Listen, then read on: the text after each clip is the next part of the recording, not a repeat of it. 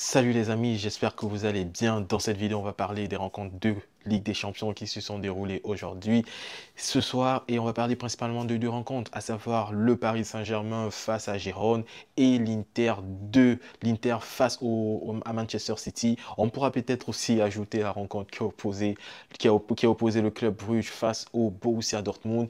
Et on a plutôt beaucoup de choses à dire, malgré le fait que ça a été une soirée assez pauvre en but.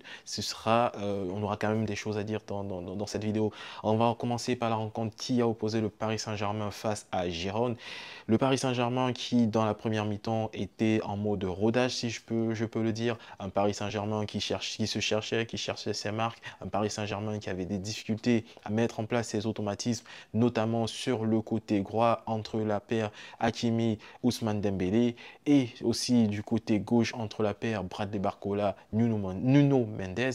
Donc, c'est un Paris Saint-Germain qui, durant la première mi-temps, était en rodage. Mais en deuxième mi-temps, on peut dire très clairement que le Paris Saint-Germain a mis le pied sur l'accélérateur, a essayé tant bien que mal de briser cette défense de Gérone qui a résisté jusqu'à la dernière minute. Et quand je dis dernière minute, ce n'est même pas pour extrapoler, car le Paris Saint-Germain réussit à marquer le but qui lui permet d'obtenir les 3 points à la 91e minute par l'intermédiaire de Nuno Mendes avec une erreur du gardien de Gérone, une erreur qui normalement ne doit pas être effectuée par un gardien de ce niveau-là. Malheureusement ou heureusement pour le Paris Saint-Germain, ça leur permet d'obtenir les 3 points qui lancent très clairement d'une façon magnifique leur campagne en Ligue des Champions.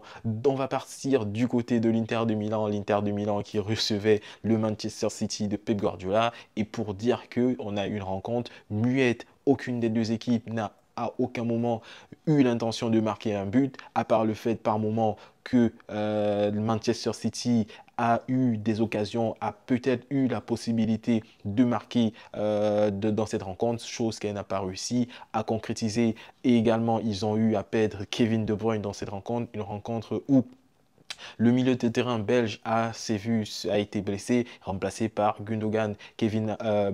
Erling Haaland entre en cours de jeu. Il fait son possible, mais là, malheureusement, il n'a pas réussi à débloquer la situation face à l'Inter de Milan. L'Inter de Milan de Marcus Thuram qui pour moi était dans une conservation de la situation, un statu quo. Pour eux, je suppose, le match nul leur suffisait largement, quand on peut le dire.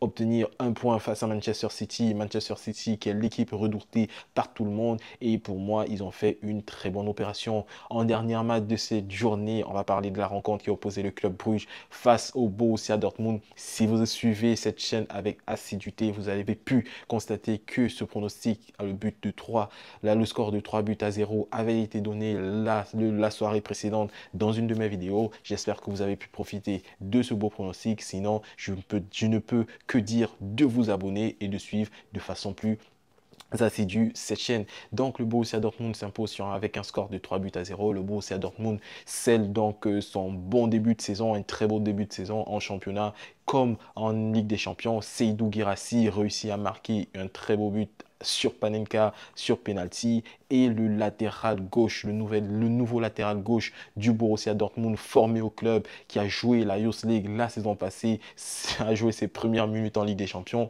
qui réussit dans une entrée en jeu à claquer un doublé. Franchement, c'est une très belle réussite pour le Borussia Dortmund. Borussia Dortmund qui est un club qui est reconnu pour sa capacité à faire évoluer les joueurs, à leur faire se transcender, à changer de niveau. Ça, c'est une très bonne réussite pour le Borussia Dortmund. Voilà les amis, notre petit débrief de la soirée. Si vous avez aimé la vidéo, n'oubliez pas de la liker, de la partager et surtout de vous abonner.